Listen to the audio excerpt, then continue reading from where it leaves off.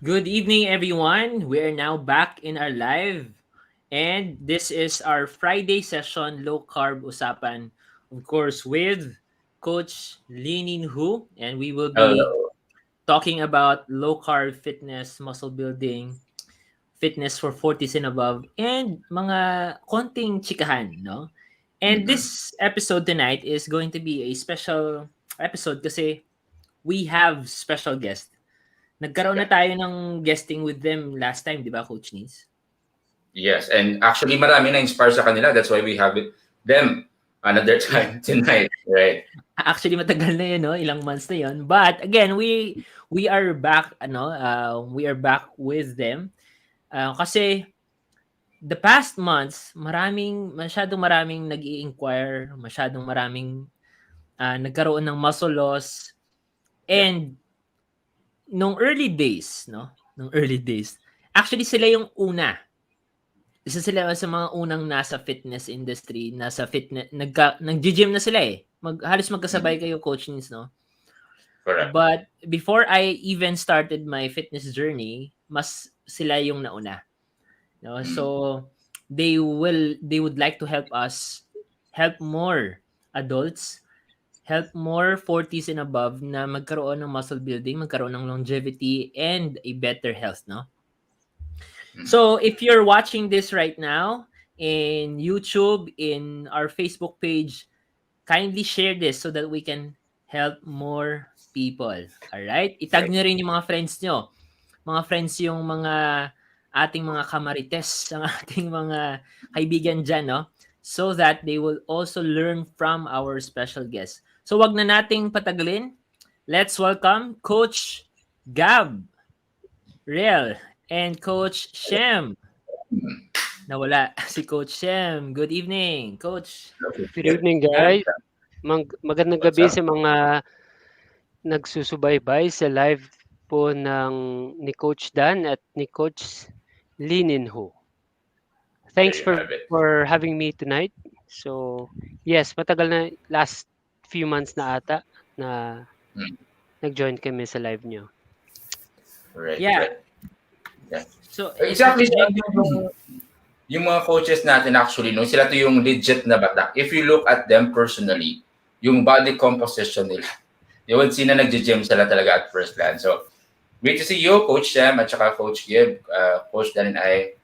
Alam niyo magiging exciting to. If you, listeners natin, if you have questions again, our coaches would be happy to answer it later, no, if we have discussion mamaya. Yeah. Hello, Coach Shem. Kamusta? Hello, naririnig niyo ba ako? Sorry, medyo nawala ako kanina. No problem. Narinig ako ngayon? Yep. Okay. Okay, Loud evening and po. clear. Ayun. So actually Yan, si no? Coach Shem is based in Thailand, no? Yes. Kamusta dyan? Anong oras diyan ngayon? Ngayon, 6:18 p.m. Medyo Oh, early okay. dito. Late So dito 1 hour naman. advance yung Pilipinas. So yan yung kagandahan ngayon sa ating panahon ngayon because we Correct. can meet everyone online kahit saan tayo, no? We can actually travel and still help people, no? So si Coach Shem is currently in Thailand, but he is also coaching people online. Nasa abroad, nasaan ka man, nasa US ka man, nasa Middle East, or other parts of Asia, or here in the Philippines, he can still coach you. Si Coach Gab naman ay malapit lang dito sa akin. Actually, magkatabi lang yung kwarto Sobrang namin. lapit. So, he's my brother, no? And dito medyo nag-team up tayo so that we can help more people, no. But Correct. before that, we would like to know them better. So I think we would like to ask about their a little story sa mga bago pa lang dito, no. If you're watching this new kay Coach Linin whose page and my page, if you're new here, would like to ask, no, about a little bit about your background, ano, and bakit ka nagsimula ng iyong fitness journey. I think let's start with Coach Gab. Hello, guys. So, actually, nag-start ako ng fitness journey ko back in 2008 pa. So, mga 14 years ago ata, nang nag-start ako a few years after I started na maging employee. So, yung uh, usual na scenario is pag employed ka and especially if you're working in a sedentary na setup, parang lumalaki yung tiyan mo, parang hindi na healthy yung habits mo. So, parang inisip ko na why not mag-start ako ng fitness ko. Nung panahon na yon, may stigma pa sa gym, sa workout. Kasi Hmm. parang yung tao medyo hindi pa sila open sa like, muscle talaga na nakikita sa isang lalaki or especially sa mga babae syempre. But I made a decision na kailangan kong maging healthy para ma-sustain ko yung strength ko, yung energy. So ayun, sign up po ako sa isang gym malapit sa bahay, and then I also um, sign up for a coach, yung personal coaching. Kasi yung start ko, hindi ko pa talaga alam. I did not have any knowledge, zero knowledge sa pagwo-workout, sa execution. So, uh, yeah, I thought kailangan ko talaga ng isang personal coach. So, ayun, eventually naging lifestyle ko na siya kasi ang daming benefits na nakuha ko sa fitness. So, it wasn't just na, oh, okay, so na-accomplish ko na yung goal ko sa fitness, sa body shape. So, should I stop? So, naisip ko, no, I should continue this lifestyle, uh, and until I age.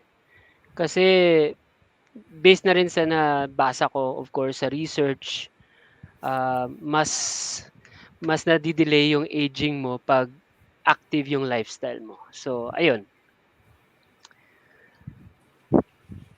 Ayun po, okay. yun yung story ko sa fitness. Pero of course, may mga times din na nagsa-stop ako. May mga plateau sa journey ko. So sometimes I stop working out in a year and then I go back. Uh, pag nararamdaman ko na parang tagal ko nang hindi nag-workout tapos I'm not feeling good na. So I decide again to go back to the gym.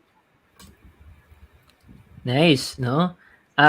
So ito yung si Coach Gab, no? Wow. Well, let's talk more about this later, no? Yeah.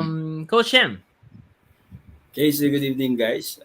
Sobrang inspiring yung ang fitness journey ni Coach Gabriel, no? Pero pero yung sa akin, actually nag-start ako nung college, classmate ko si Nino. Sobrang payat ko nung college, parang hindi ako college student, parang still high school.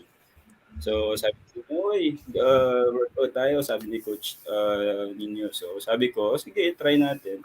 So una, nahihiya pa ako. Siyempre, yung payat-payat mo, tapos madaming tao sa gym, malalaki, tapos sobrang inferior talaga. Then, after nun, everyday na ako. Ang ganda ng feeling pala nito. So, before pala niyan, I had a struggle, no, na sobrang payat ko, kahit gaano ko kain, hindi ako tumataba.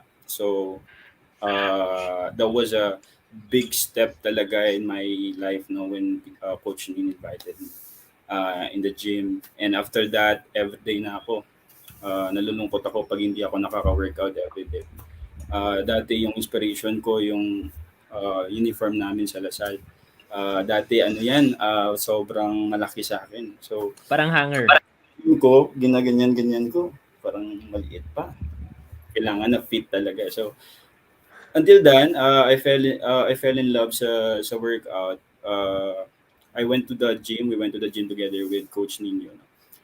In a very medyo pangit na gym kasi syempre kalawang. Mura lang dati, wala kaming budget, 300 pesos every month. So sinisave up ko 'yan. Sinisave up ko 'yan para lang maka-gym kami every time. So after noon, nagtatrabaho na ako. I fell in love talaga sa workout. I have been into fitness talaga my whole life. Started when I was in college. And in the middle of that, I see a lot of changes. My confidence, my lifestyle. Everything has changed. My perspective in life. You meet a lot of people in the gym that you will be friends. You know, all along. And after that, nagkatrabaho ako and medyo of course, nagka-budget tayo. Lumipat ako sa magandang gym. And after that, madami din akong friends na help, they will just, tap me, oh, Shem, ano naman, pasabay naman ng workout, ano bang program mo? So that, after I fell in love sa pagiging gym enthusiast, I fell in love na naman sa pagiging coaching. Sabi ko, maganda ng feeling to, na yung mga tao na tinulungan mo, they will message you, "Uy, thank you dahil sa iyo pumayat ako," parang ganyan. So, in that started my my journey as a coach, as a person na willing to help those people that are in that certain part of their lives na they don't realize actually that there's a lot of things that working out do to you, not just only physically but also beyond that, beyond that. So, yeah. Legit talaga. And I can agree with that, no? I remember 12 years ago, si Coach Shem and I, we went to the gym. Tapos pareho kaming skinny. Pareho kaming skinny. And every time we had this session, yung starting point namin kasi, skinny kami. At the same time, prone kami sa bullying. At the same time, you look weak. And that's an issue for us men, usually. So, we had this starting point. Pero anong nangyari, after which, si Shem, nag-persist siya. Ako yung nag-stop along the way. Kasi that time kasi nag-focus ako sa studies. Study.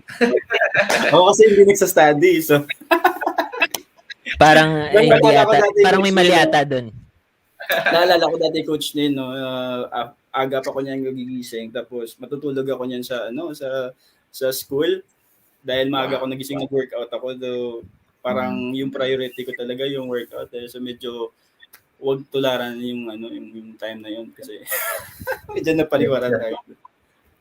Pero yung legit na transformation na nakita ko ever when it comes to fitness is with Coach Shem. Yung transformation na talaga 180 degrees. With Coach Gab though, when I met Coach Gab, meron na siyang transformation agad eh. He's been working out for many, many years. 2012, 2011, I think. First time I saw Coach Gab, he has his good physique as well. Yung shoulders niya broad, and he's into working out that time. So fast forward, no, more than you can safely say si Coach Gab has been working out for 10 years. Coach Shem For has been 14 in the years actually. work. Imagine, 14 titos So, pa lang kami. ako yung newbie dito. Ikaw yun. 3 years. 3 years. Imagine that. You are being experienced. So experience will tell us more about that now. Coach Shem has been starting working out 2011, I think. So with that one, no, fast forward to today. Where are you now when it comes to your fitness goals? So let's start with Coach Gab. Of course, Coach Shem will tell us more about it after. So where I am right now sa fitness, so I regularly go to the gym kasi part na, like I said kanina, part na siya ng lifestyle ko at I can't imagine myself stopping my fitness or physical activity. Kasi medyo, kailangan mo ding i-balance yung stress sa work. So, you have to really sweat out sa gym. Kailangan may physical activity ka.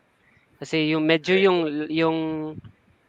employment, yung work ko is nakaupo ako sa computer all the time. Majority of my time nakaupo ako sa computer, nakaharap sa computer. So, I really take time, at least 3 to 5 times a week nagwo-workout. And yeah, and then of course as I go along, I learn more about low carb. And actually before ako nag low carb, keto yung tinry ko. So mas ako sa keto noon, especially ng pandemic. And then I tried the low carb and it's working. So parang similar din sila. Yung sa keto lang medyo more sa fat. more sa fat and of course protein also. Pero yung sa low carb, so you know, may may balance and mas ano sa protein. So yeah, I kind of incorporate that with my um, fitness lifestyle. Na it's been a long time that I do it. So right now, I continue with my fitness lifestyle with low carb. Ayun. Let's say. Coach Shem. Well, actually, I don't know. It's a hard question. Like when Coach Dan and Coach Neen asked me about that, na kung saan ka na ngayon sa workout mo, especially if you've been working out for many years, you know. So it took me a minute or two to assess myself. Where am I really not right now in my working out point of my workout? So siguro ngayon, uh, of course, hindi na naman tayo ano no, sasali sa mga model no. Hindi tayo kagaya ni Coach ni na man, grabe Sorry. sobrang ganda talaga ng katawan no. So me ngayon I'm in for maintaining talaga coach and really hahabol kay coach ni no. Magpapa-abs tayo at magpapa-shaping tayo ngayon. Oo, kasi it's hard if especially if you've been working out if you've been doing that for a lot of years and there will be a time talaga na masasabi mo sa sarili mo okay na nakuha ko na yung goal ko nakuha ko na yung dapat ko makuha but then again as what I always say to my clients no that working out is really a lifestyle. You know, if you want to be healthy and to succeed into your fitness journey, it should be a lifestyle. It should be something that no one can get from you. You know, just enjoy the process. So yeah, enjoying the process. There will be times so busy sa work, of course. Meron tayong mga jobs, you know, other than coaching. Pero I'm really taking good care of those times na dapat mag-workout talaga ako kasi 'di ba we should always we should always practice it to ourselves. Yeah. Yeah, I love what you said na it's a lifestyle. Kasi yan yung maraming misconception no, sa mga nagtatanong ilang buwan ba coach bago yan ma-achieve, no? So sabi nga ni Coach Shem, it's a lifestyle. So meaning, you have to do it every day. Boring and repetitive workouts, no? So, na speaking of, na I noticed lang na lahat tayo dito hindi tayo nutritionist, hindi tayo nag school in dietetics or nutrition or sports, athletics or bodybuilding, hindi tayo nag-school doon nung college tayo. Like, tayo ay mga teachers, kumbaga. Actually, apat Yes. kami dito mga teachers by profession. Si Coach Gab is nurse, yung bachelor's yan, then he took some units sa Educational. education, no? And he's also a teacher. Now, the question ko rin to, of course, I know why I'm into coaching. What led you into coaching? Kasi malayo yung ano natin parang yung background natin. Now, then coaching. What led you to coaching? Oh, yeah, Coach Gab. What led me to coaching is kasi madami din nag-a-ask sa akin yung siyempre pag nakikita ka nila uh, sasabihin nila, "Oh, nagwo-workout ka." Parang yung obvious yung nakikita nila. So, magtatanong sila, "Saan ka nagwo-workout?" Ganyan, ganyan. Tapos may ibang kaibigan ako na nag-a-ask ng opinion ko about like diet and how to grow your shoulders. So, okay. So, parang coaching na din actually sa akin yung yung ginagawa ko na nagshi-share ako, nag-educate ako sa mga friends ko. And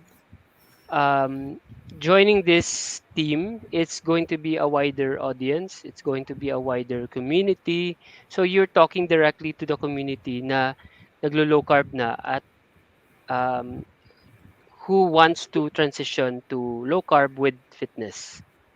Kasi um, madaming mga gusto talagang maging healthy pero hindi alam kung saan magsa-start.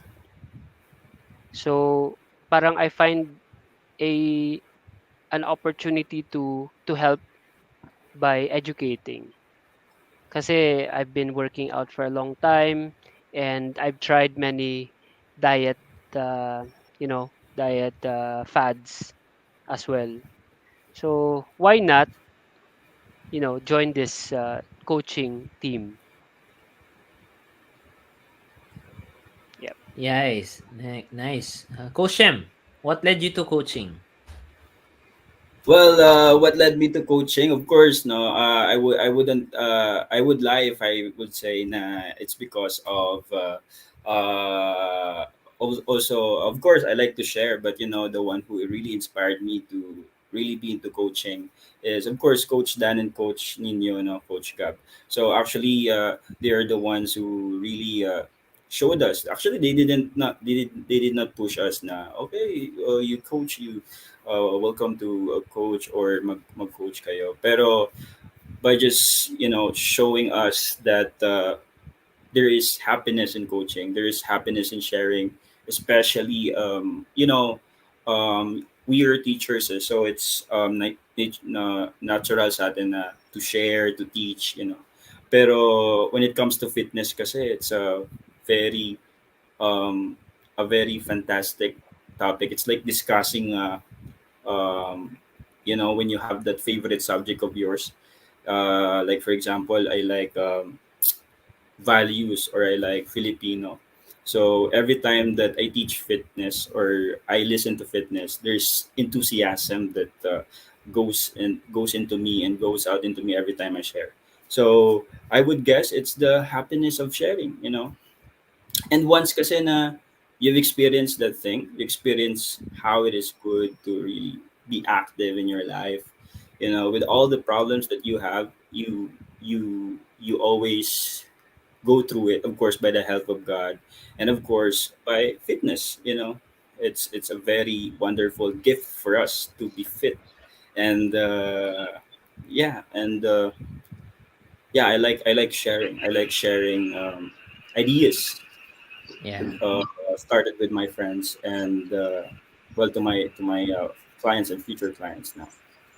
I just like to Right. point out nung sinabi ng dalawang coaches natin dito no na they love sharing and they have the influence. So maraming mga taong kahit hindi pa sila nagko-coach, maraming taong humihingi ng kanilang advice.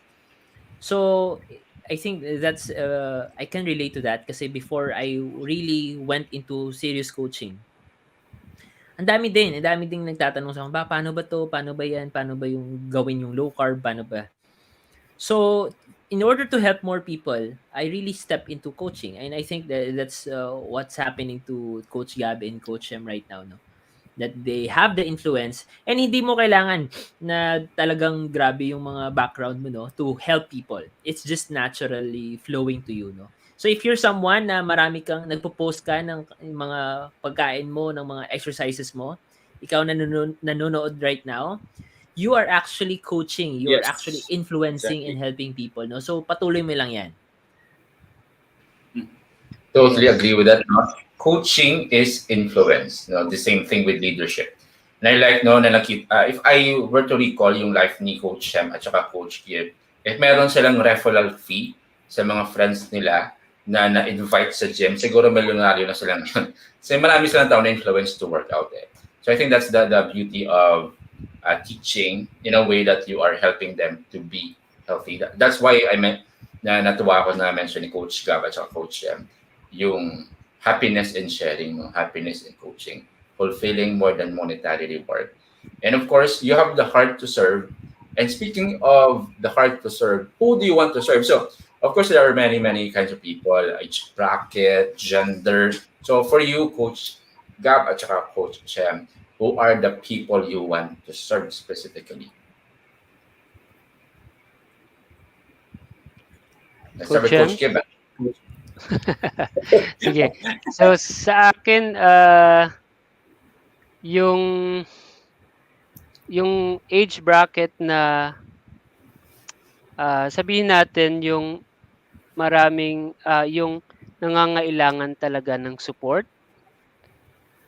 So I think that's the 40s and above or seniors. Kasi parang ang eagerness nila to learn, I have observed, na maging healthy. Kasi sa mga years na ganito, retiring na, towards the retirement period. So, gusto nila yung a good sense of life, quality retirement life. So, hindi na sila gano'n ka-busy. May time na sila to focus on getting healthier. So, I think mas madali madali turuan yung tao na sila mismo ay gustong-gusto nila na matuto, 'di ba?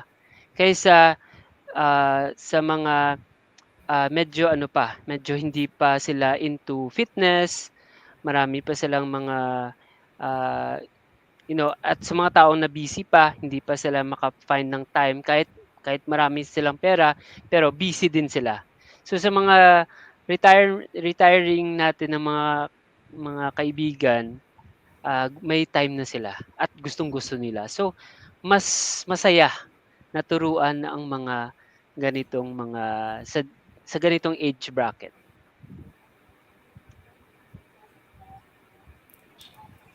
Go ahead, Coach Shem. Right. Thank you, Coach Gab.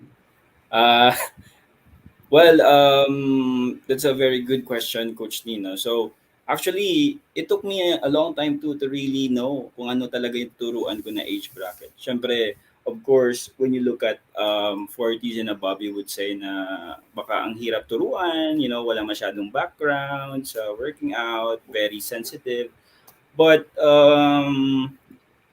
it's just so amazing how it revealed to me na my passion is really teaching 40s and above clients, no, because in that you are a hope to them, you are a hope to them, that they think na okay, my career is in the twilight. All right, I'm just gonna stay in the house. I'm just gonna Yeah, look at my grandkids. Look at my kids.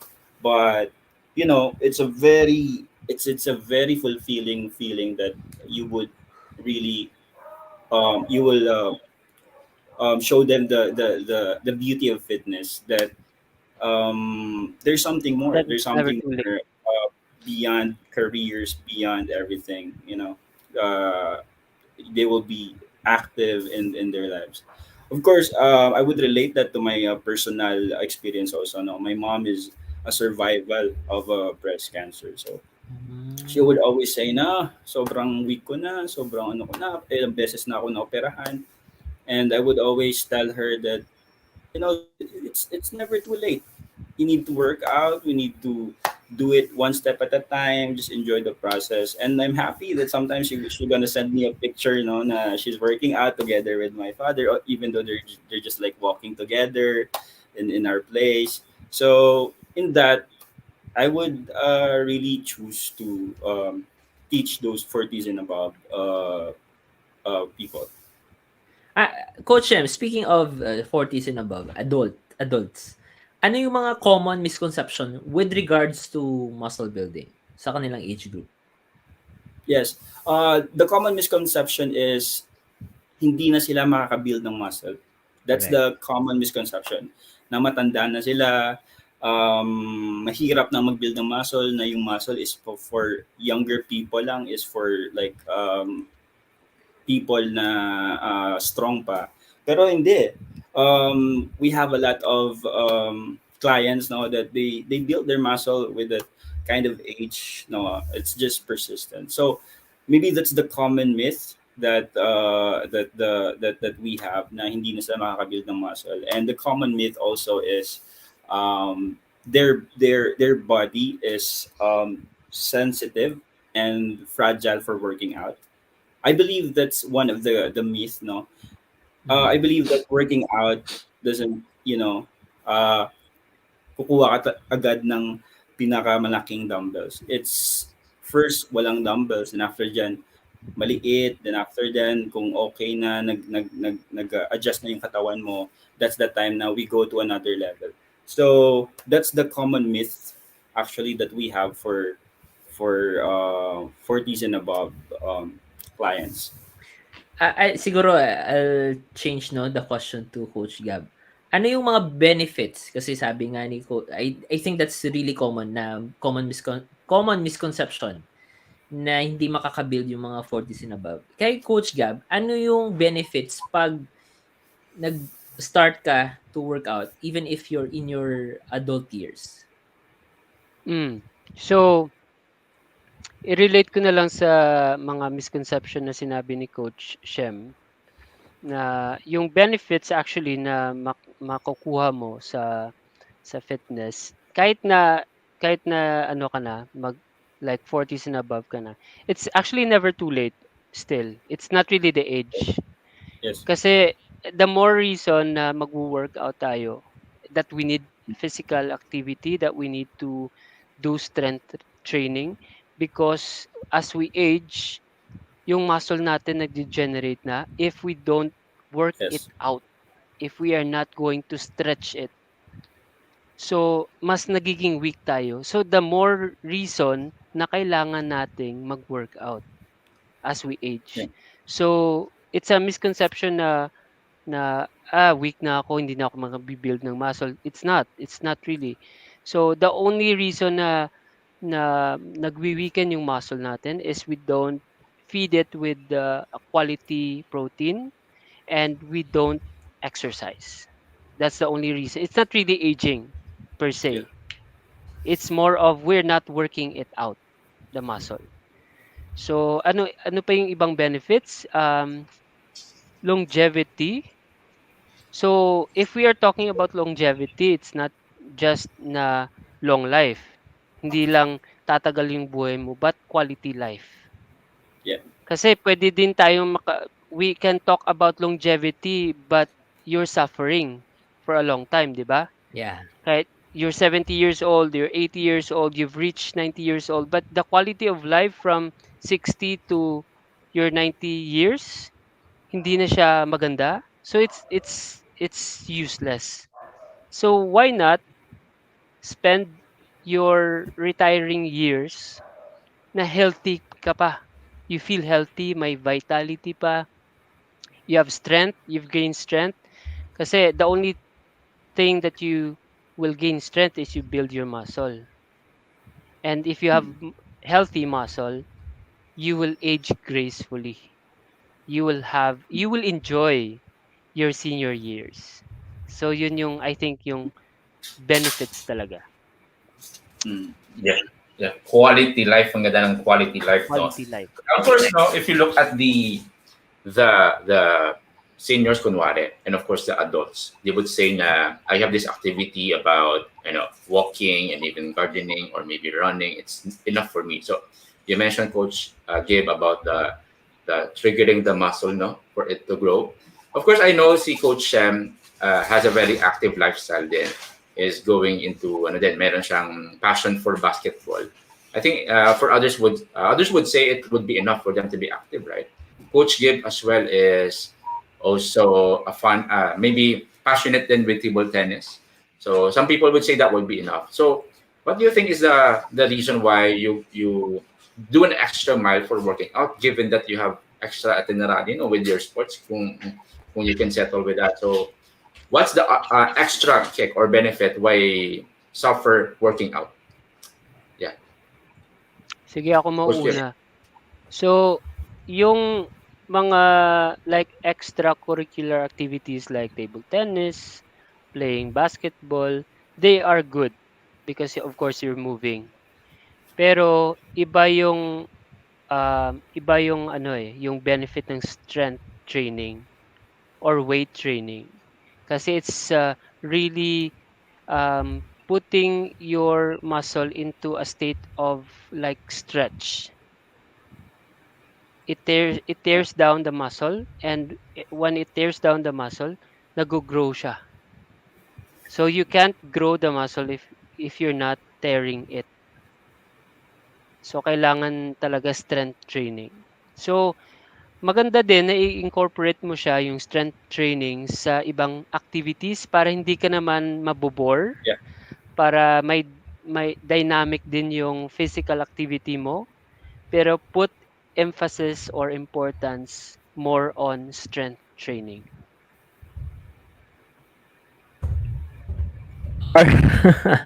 Alright. So, sige. Ang daming binabasa ko kasi yung mga comments ng mga viewers natin, and they're saying dami nilang natutunan, very nice topic daw, sabi ni Ma'am Tess. Thank you daw, sabi ni Ma'am Looney, for sharing your knowledge. Sabi ni Sir Rick, this is a nice discussion. No? So thank you so much, no, sa mga nagko-comment diyan. Um and sa mga nanonood right now, I'm sure, no, this is not the last time that we will be having our coaches. Actually, they will be having their live stream as well, no? So, meron silang Facebook page. So, magta-tandem din sila. So, follow nyo Yeah. sila. Si Grind with Shem, Coach Shem. Ito yung kanyang Facebook page. Ay, yung link nasa Maawa naman po kayo. Wawa naman po. Sa caption po yung link ng kanilang Facebook page. So, show them some love, follow them, and i-share nyo yung kanilang page. Kasi, no, si Coach Gab, ito yung kanyang page, Facebook page, and yung link nasa caption din. Coach Gabriel and Coach Shem. Iba-iba, mas maganda pag maraming mga coaches, marami tayong pinapanood, pina-follow, especially sa low carb community and fitness, so that we can also learn other insights, learn other knowledge, no, na hindi nyo makukuha sa akin, kay Coach Nins, kasi iba-iba kami ng mga focus din, and expertise, no. So before we end our session tonight, our live tonight, no, I'd like to ask some questions lang, no. Mabilisan lang to, fast talk to. Yeah. Actually, Mhm. mabilis lang to. So, Coach Shem and Coach Gab, yes or no? Ano lang, pili lang. Hindi pala yes or no. Pili lang. Alright, so chicken breast or chicken drumstick? Chicken breast. Chicken drumstick na lang ako. Coffee or tea? Coffee. Coffee. Sexy or smart? Oh, Smart. Nagulat ko dun sa... Ano yan? Sexy or smart? Smart. Smart. Smart. Wow, wow. Because smart is sexy. Oh, don't explain. Explanation. Okay. Okay. Sunny or cold? Cold. Again? Sunny or cold? Again? Sunny or Sunny. cold? Sunny. Single or in a relationship? Single. Relationship.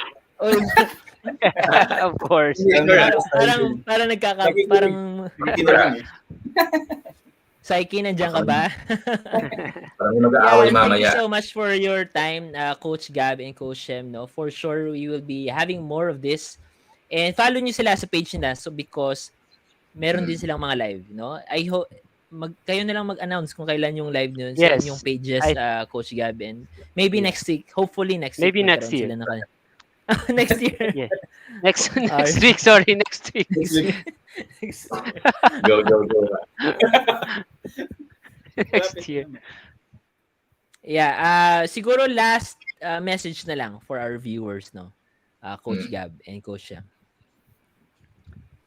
Coach Shem, ikaw na muna. Okay. Well, good evening sa lahat no, na nanonood sa Philippines. Okay, from Thailand with love, Coach Shem. And please follow me on my Facebook account, Facebook page, Grind with Shem. Kung may time lang kayo, pero kung wala, okay lang din. Pero I know may time kayo, so paki-follow. Let's have some discussion there, and let's have some fun there. And looking forward to have live and to also share with our knowledge, our humble knowledge with all of you. Yeah. Yes. So ako po, thank you for having me tonight, and I invite you to visit my page also, Coach Gabriel, sa link on this live video. So if you are looking for more inspiration or more knowledge about low carb and fitness, follow me on my Facebook page. And if you want to learn more in depth of fitness training and quick tips on fitness training, yes, you can definitely follow me, and feel free to message me if you have questions. or if you wanna, you know, have a conversation about fitness, feel free to message me po. Thank you so much. Wow, wow. Grabe no, feel free to message them, no? Thank you so much Coach Gab and Coach Shem. And of course Coach Nino, no, we'll have more of this. Again, thank you Yes. so much for sharing this. Thank you so much for being with us, for tagging your friends and engaging with us tonight. See you next week in our lives with Coach Nino and Coach sa kanilang mga pages, no? Good Yeah. night everyone. God bless you. Good night. Good night.